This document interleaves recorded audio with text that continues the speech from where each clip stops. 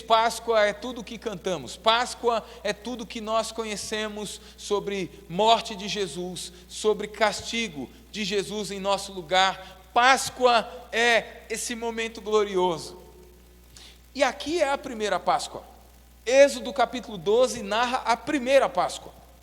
E a Páscoa, a primeira Páscoa, nós já começamos a ver no versículo 29 e no versículo 30, que alguns momentos depois da primeira Páscoa, acontece algo que às vezes nós nos esquecemos.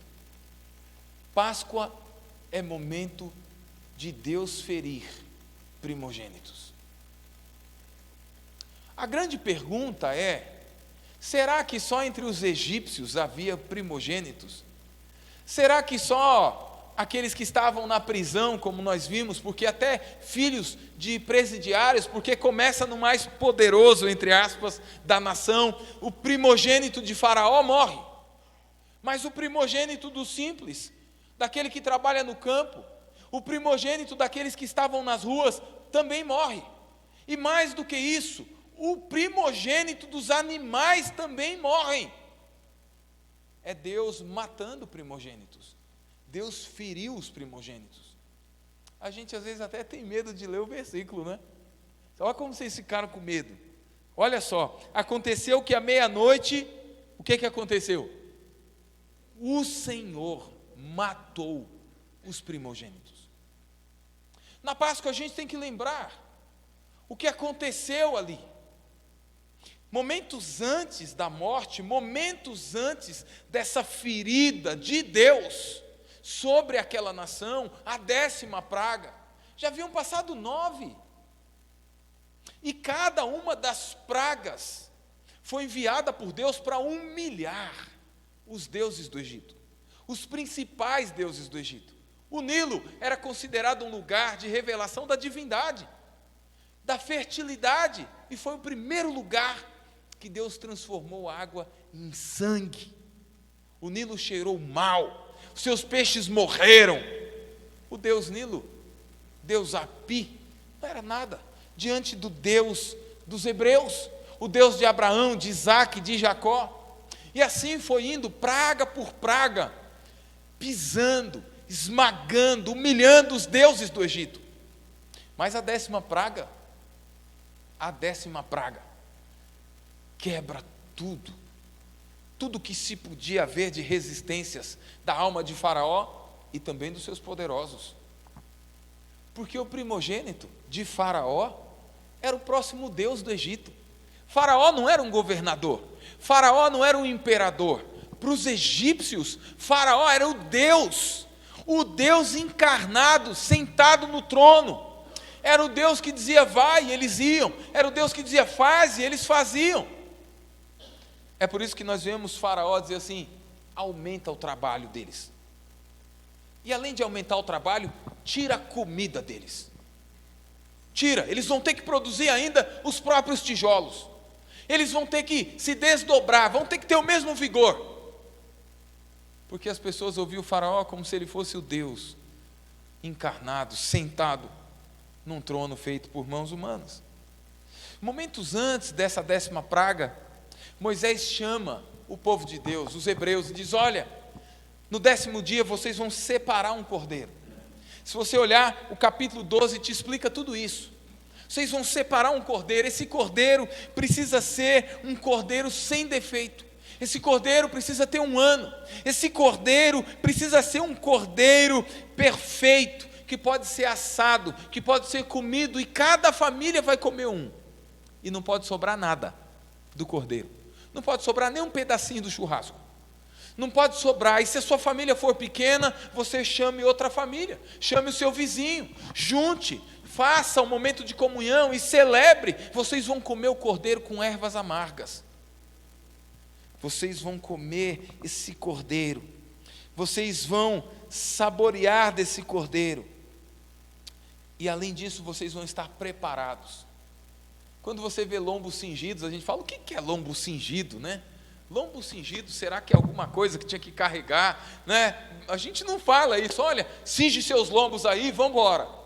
Mas nessa época, sim, todo viajante precisava cingir os lombos, precisava levantar um pouco da sua roupa, amarrar num cinto, pôr o cajado na mão. Isso é movimento de viagem, mas eles são escravos. Primeira coisa que nós vemos aqui, a Páscoa é um momento de livramento. É um momento de escravos, de cativos, de pessoas que sofrem, de pessoas que estão sendo pisoteadas, humilhadas. 430 anos eles estão no Egito. Comem o cordeiro, celebram o cordeiro. Os primogênitos não morrem, porque no lugar de cada primogênito, de cada família, foi sacrificado um cordeiro. O primogênito dos hebreus não morreu.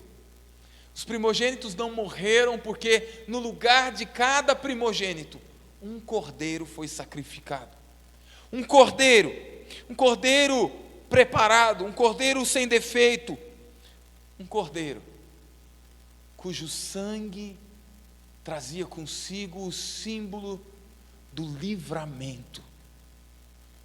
O sangue do cordeiro imolado nos umbrais das portas. Que coisa estranha. Pintar a porta de vermelho até tudo bem, mas vermelho de sangue. Por que sangue nos umbrais? E Deus explica. Capítulo 12, olha comigo rapidamente. Capítulo 12, versículo 7. Vamos ler juntos? A uma só voz. Pegarão um pouco de sangue, e o que mais? Passarão.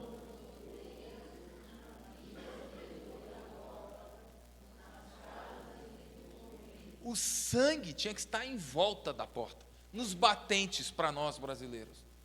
Sangue do cordeiro que já tinha sido sacrificado, cuja carne ia ser distribuída e ia alimentar aquela gente, também com um pouco de gosto amargo, mas sangue como sinal de livramento. Olha o versículo 13, por favor. Leiam vocês também, juntos, vamos lá. O sangue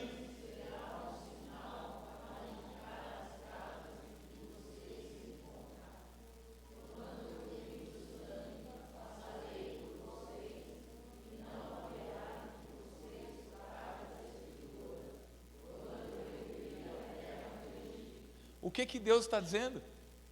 Eu vou passar por cima. Não foi o diabo que matou os primogênitos, irmãos. Não foi um acidente. Foi o próprio Deus que veio tirar a vida dos primogênitos daqueles que eram seus inimigos. A Páscoa nos mostra juízo. A Páscoa nos ensina sobre o cálice da ira de Deus caindo sobre a terra. E todos os primogênitos mereciam morrer, não só dos egípcios, mas também dos hebreus.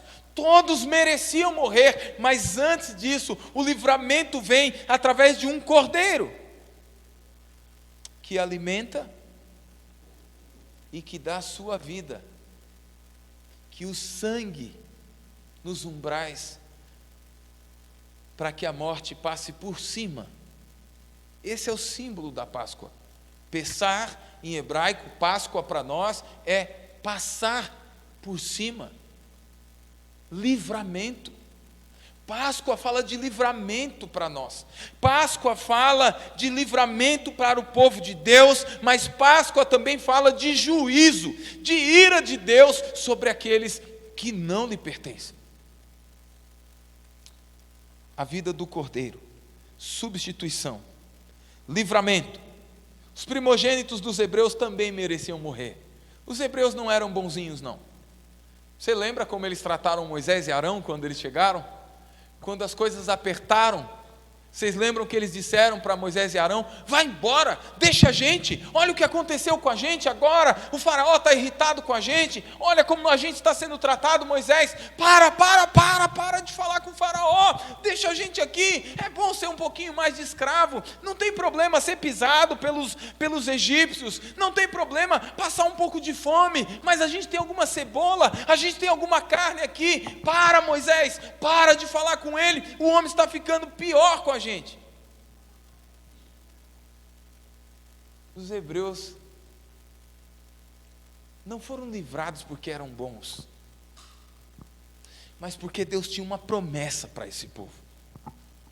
Porque Deus já tinha dito a Abraão: Deus já tinha dito a Isaac, Deus já tinha dito a Jacó. José, quando morre, quando ele falece, ele pede que os seus ossos sejam levados. Isaac, seu pai, ou seja, há fé, há uma esperança de que eles não vão perecer no Egito, de que não ficarão ali para sempre. Mas os hebreus, mais ou menos, não são livrados da morte porque merecem, foram livrados da morte porque um substituto tomou o lugar dos primogênitos.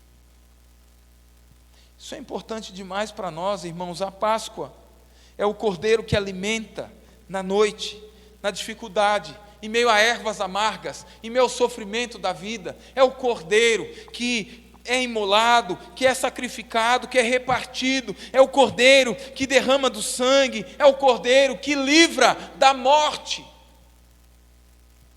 É o cordeiro.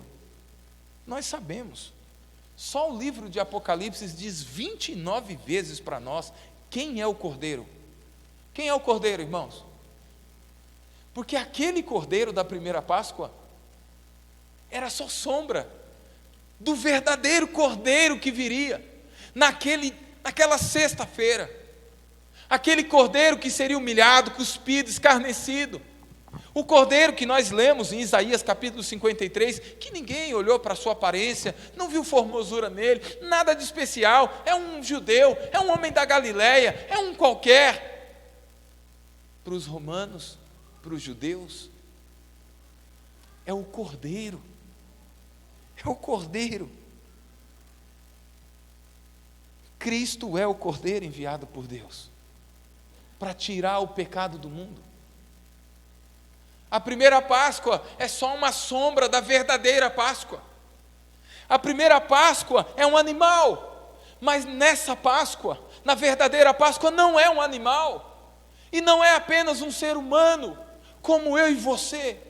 Não é alguém que falou contra Deus, não é alguém que pensou pensamentos impuros diante da santidade de Deus, não é alguém que fez coisas impuras, não é alguém que tratou mal o seu semelhante, não é alguém que mentiu, que roubou, que furtou, não é alguém como eu e você. Ele pode até ter um nome humano, Jesus, como era comum naqueles dias, mas ele não é como eu e você. Ele é santo e sem pecado, ele não merece dor, ele não merece sofrimento, ele não merece a morte, mas eu e você merecíamos. Ele não é como nós. Mas Deus envia o seu Filho. Não é sangue de animais mais, não é carne de um cordeiro assada entre pessoas que vão repartir, pai, mãe, filho. Mas agora é o dono da criação, é o Criador, é o Pai da eternidade, é o príncipe da paz, que agora vai para o madeiro, que agora caminha, que agora sobe no Gólgota, o lugar da caveira, que era meu e seu. O Filho de Deus, cordeiro imolado antes da fundação do mundo, antes da primeira Páscoa aqui em Êxodo 12, antes do primeiro dia, antes de haver luz, Deus já havia dito: haja cruz, haja livramento, haja resgate da escravidão, do pecado, das trevas, haja livramento, haja resgate da prisão, da humilhação, do poderoso das trevas, do imperador das trevas, haja livramento. Cristo, o Cordeiro de Deus, substituição. Se ele não fosse totalmente homem, não haveria salvação para mim e para você. Porque a doutrina da substituição não é apenas Jesus indo, você ficando. É Jesus pagando todas as suas dívidas.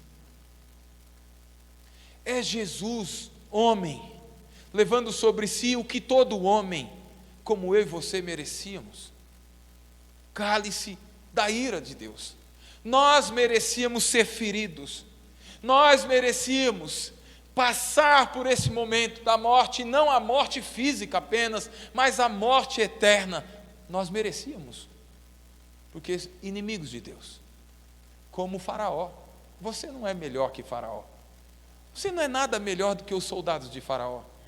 Antes de Cristo, você era igual ao Faraó, igualzinho. Você tinha tantos deuses.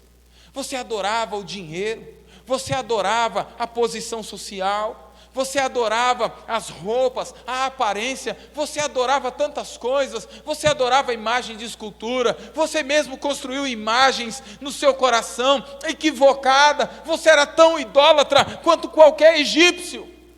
E se não fosse o sangue do Cordeiro nos umbrais das portas do seu coração e da sua alma, você também seria condenado. Páscoa é livramento. Agora, não há mais morte de primogênitos. Agora, quem está morrendo na cruz é o primogênito de Deus, é o unigênito, é o único Filho de Deus, se entregando, para que eu e você possamos viver. Ele morre. Ele morre. Páscoa é livramento. O apóstolo Paulo vai dizer: Cristo é a nossa Páscoa. 1 Coríntios capítulo 5, versículo 7, o nosso Cordeiro Pascal é Cristo. É Ele que nos alimenta. É Ele que nos sustenta. É Ele que nos segura firme. E é o sangue dele que mantém você vivo. E ai de nós não fosse o sangue do Cordeiro, ai de nós o primogênito de Deus não fosse entregue para morrer no nosso lugar. O nosso choro não seria o choro de um dia, como foi nesse dia do Egito. O nosso choro seria por toda a eternidade. Porque Jesus diz que o inferno está separado para Satanás e os seus anjos e todos aqueles que vivem a serviço do império das trevas. É o lugar onde o verme não morre, onde o choro nunca acaba. Dores, Jesus te livrou de lá. Põe a mão no seu coração e diz assim: obrigado, Jesus. Fala de todo o seu coração: obrigado, Jesus, porque o teu sangue me livrou da morte eterna. Foi isso que aconteceu na Páscoa.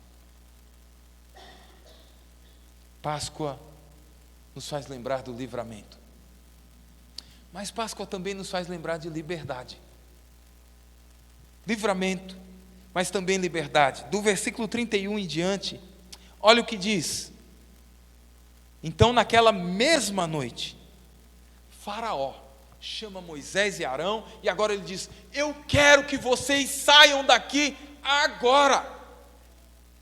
Os egípcios, o povo do Egito disse: não, vocês têm que ir embora, porque se vocês não forem embora, todos nós vamos morrer. Deus colocou terror no coração dos inimigos, mas alegria no coração do seu povo. Deus colocou pavor, o medo da morte. O medo da morte: nós vamos morrer, vão embora, saiam daqui, pega suas coisas. E Moisés diz: olha, pede prata e ouro. Pede prata e ouro, é o pagamento, é o FGTS dos hebreus. Foram escravizados, mas agora saem com despojo. Agora saem, porque os egípcios estão medrosos, os egípcios estão tremendo diante do Deus verdadeiro, mas o povo de Deus está alegre, celebrando, dizendo: aleluia, a vitória é nossa, nós temos o ouro, nós temos a prata, mas o mais precioso, a morte não pode entrar nas nossas casas. Somos livres, estamos livres.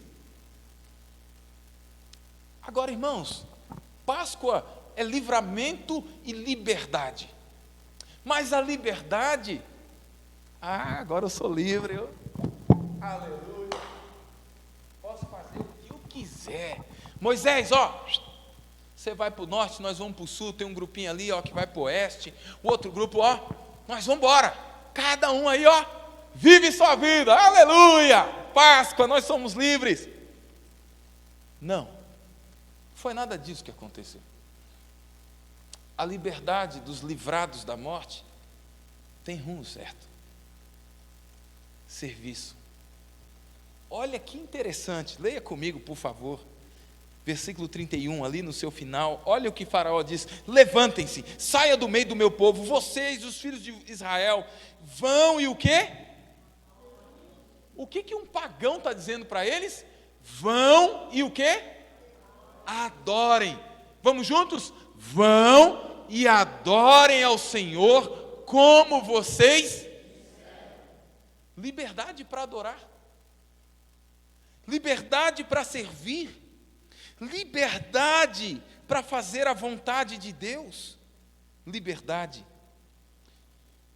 porque o Senhor havia humilhado os seus inimigos.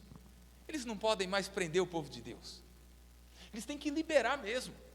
E olha que interessante, Deus usando a boca de Faraó, dizendo: vão e adorem, façam o que vocês disseram, vão viver essa vida de santidade, vão viver essa vida de entrega, vão viver essa vida de ouvir a voz de Deus, seguir a voz de Deus, vão viver essa vida de serem livres, de receberem vida e vida eterna, vão viver essa vida de quem vai para o servir, mas também para quem vai possuir a terra onde mana leite e mel. Quem diz isso? Quem diz isso são os egípcios. É muito interessante, os egípcios dizendo: vão embora, e Faraó ainda diz assim: vão embora e abençoem também a mim. Você acha que o Faraó está pedindo para Moisés orar por ele mesmo, irmão? Você acha? Ele está dizendo: vai embora logo para que eu possa viver. O ímpio não entende a Páscoa, ele acha que ele só precisa viver. Ele acha que ele só precisa seguir a vida normalmente, o que ele gosta de fazer, se ele vai ali, se ele vai aqui, se ele bebe, se ele cai, se ele levanta, se ele bebe de novo, se ele usa o que não deveria usar, se ele se entrega à prostituição, à promiscuidade, à idolatria. Ele acha: não, está tudo bem, a Páscoa, sexta-feira santa, vamos viajar, vamos para a Baixada, vamos encher a cara lá. É isso que eles fazem, porque para eles a sexta não é santa. Porque para eles o livramento não é verdadeiro. Para eles basta viver. É só mais um feriado. É só mais um dia. Vai, Moisés, vai embora. Vai. Tem filho que fala assim para o pai, né? Para a mãe: vai embora logo, mãe. Deixa a gente aqui em casa. Ou então: tchau, a gente já está indo. Ih, mãe, nem me liga, eu vou estar em viagem com os meus amigos, vou numa rave, vou não sei aonde, eu vou no campo, eu vou desligar meu celular, eu vou viver minha vida, me deixa, me abençoe, eu só preciso que você me abençoe e eu quero ir embora. Amados irmãos, Faraó está preocupado com a bênção de Deus, ele só quer viver, ele só quer seguir sua jornada. Quem sabe ter um outro filho que vai sentar ao seu trono, quem sabe já tinha o substituto. Faraó e os egípcios foram obrigados a libertar o povo. O império das trevas, da escravidão, foi obrigado a largar a sua vida quando Jesus derramou o sangue dele por você. Ele nos libertou do império das trevas e nos trouxe para o reino do Filho do seu amor. É o sangue do Cordeiro que obrigou Satanás. Você acha que Satanás falou assim: pode ir, vai lá ser crente, vai ser presbiteriano, vai lá tocar os instrumentos para Deus, pode ir adorar a Deus, vai tranquilo. Você acha que Satanás fez isso? Não. Quando Jesus morreu na cruz, a Bíblia diz em Colossenses capítulo 2, que ele expôs publicamente os demônios, as potestades, ele pisa a cabeça da serpente, e agora Satanás já não pode mais te prender. O sangue do Cordeiro está sobre a sua vida, sobre o seu coração. O seu rosto não é seu, mas é o rosto do Cordeiro, e os demônios têm que ir embora e deixar você livre para adorar a Deus. Isso é Páscoa, liberdade. Romanos capítulo 6 diz: irmãos, não use da liberdade em Deus para fazer coisas promíscuas. Não utilize da liberdade que Deus vos deu para adorá-lo, para servi-lo, para a vida antiga. Por isso Paulo vai dizer: agora somos uma nova massa. Cristo é a nossa Páscoa. E se Cristo é a nossa Páscoa, se nós entendemos que Ele nos livrou da morte, entendemos também que Ele fez um novo caminho para nós. Irmãos, sabemos que Cristo, o nosso Senhor, foi quem nos libertou da escravidão. E agora somos livres. A grande pergunta para nós na Páscoa é: o que faremos depois dela? Livrados da morte, agora livres para viver, para adorar, para servir. Esse não foi o plano de Faraó, nem o plano de Moisés. Se você olhar no capítulo 3 de Êxodo, versículo 17 e 18, é exatamente o plano de Deus. Não é um plano humano, é o plano de Deus. Olha o que diz, Êxodo 3, 17 e 18. E prometi tirá-los da aflição do Egito e levá-los para a terra do Cananeu, do Eteu, do Amorreu, do Ferezeu, do Eveu, do Jebuseu, para uma terra que faz o quê? Uma terra o quê, irmão? É uma terra excelente. Sair da terra da escravidão, sair da secura da alma, da insegurança do coração, para a terra boa, para a terra onde mana leite e mel. E ouvirão o que você vai dizer, e você irá com os anciãos de Israel ao rei do Egito e lhe dirá: o Senhor, o Deus dos hebreus, veio a nosso encontro. Agora deixa-nos ir, caminho de 3 dias, ao deserto, a fim de oferecermos sacrifício ao Senhor nosso Deus. Liberdade para servir, para sacrificar. E agora a Bíblia diz: nós oferecemos culto ao Senhor como sacrifício vivo, santo e agradável.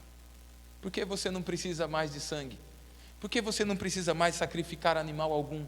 Porque o Cordeiro pagou os seus delitos de uma vez por todas, te livrou da morte e te deu liberdade para servir a Deus, adorar de coração. Caminho de 3 dias. Foi o tempo que o Cordeiro passou morto, mas ressuscitou. É o tempo que Deus fez para que você e eu pudéssemos ter a convicção de que a nossa liberdade, de que a nova vida não é vida para qualquer coisa. Quando Jesus ressuscita, quando Ele levanta da morte, não é um levantar por qualquer razão. É um levantar para continuar anunciando o plano perfeito do Pai, a vontade do Pai. E não perturbe o seu coração.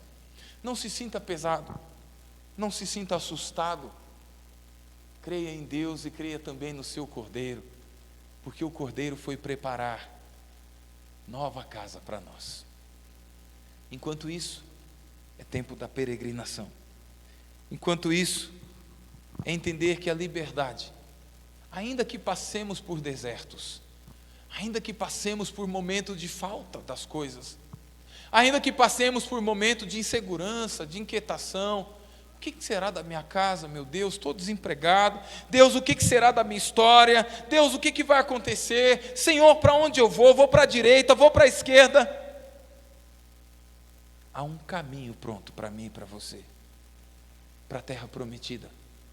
A nossa liberdade é porque agora os nossos inimigos ficaram para trás. Agora estamos livres e somos conduzidos pelo Cordeiro de Deus para a nova pátria celeste, para a nova Canaã, meu irmão. Uma terra sem igual, uma terra que está preparada para todos aqueles que pertencem ao povo de Deus. O Senhor fez com que o seu povo encontrasse favor. Na sua peregrinação não se assusta não, meu irmão, minha irmã, porque Deus pode até usar alguns faraós da vida para te abençoar. Já aconteceu isso com você? Até pessoas que falam: mas Deus não existe. Rapaz, mas eu queria te dar uma oportunidade aqui. Você é crente, você acredita nesses negócios aí de Páscoa aí? Tá bom, pode ficar com a sua Páscoa. Mas vou te dar um negócio aqui. Deus te abençoe na sua jornada. Deus te abençoe na sua caminhada, porque a liberdade é dada por Ele, para o serviço dEle, para a glória dEle, mas para te levar, para te conduzir para uma nova terra. Essa terra não é o seu lugar. Não é essa Páscoa momentânea. É a Páscoa eterna. Sentados à mesa do Cordeiro. Já pensou, irmão? Você sentado naquela mesa eterna, no novo céus e na nova terra, e o próprio Cordeiro de Deus, de Apocalipse, capítulo 5, do 11 ao 14, dizendo assim: vinde, vinde, benditos do meu Pai, vinde, sentai-vos à mesa. Essa é a mesa dos livrados da morte, essa é a mesa da liberdade. Foi para cá que vocês foram conduzidos. Agora, olha aqui o sinal, olha o sinal do meu amor, olha o sinal da compra, do pagamento, da troca, moeda de troca da minha vida pela sua vida. Por isso você está aqui, vem com alegria, vem celebrar, você está livre para sempre. Que bênção maravilhosa. Enquanto isso, livres da escravidão do pecado, mas lutando internamente contra a presença do pecado, agarre-se em Jesus. Ele é a nossa Páscoa. Só Ele pode libertar. Só Ele pode te fazer caminhar por esse novo caminho. Só Ele pode te fazer chegar lá. A questão não é apenas caminhar pelo deserto. A questão é ter certeza de que a liberdade em Cristo te levará a salvo. Pode até ser que você vai meio arranhadinho. Pode até ser. Pela manhã uma irmã mesmo dizia: pastor, uma dor nos braços, talvez uma cirurgia, alguma coisa. Mas o que importa, né, pastor? O importante é que se a gente chegar com braço ou sem braço, está lá, na eternidade. É esse o rumo que nós estamos seguindo. A nova terra, novos céus. E é engraçado como Deus traz pessoas, como Deus movimenta as pessoas de um lugar para o outro. Como Deus tira da escravidão, das trevas e da liberdade. Como Deus faz novos rumos.